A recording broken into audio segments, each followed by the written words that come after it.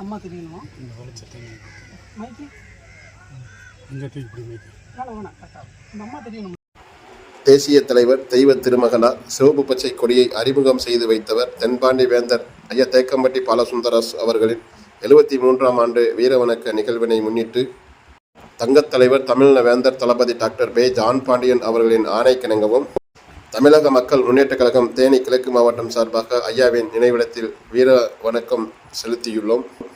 கடந்த 1930ஆம் ஆண்டிலேயே சிவப்பு நிறம் போர் குணத்திற்கும் பச்சை நிறம் விவசாயத்திற்கும் என சிவப்பு பச்சை கொடியை இவ்வுலகிற்கு அறிமுகம் செய்து வைத்தவர்.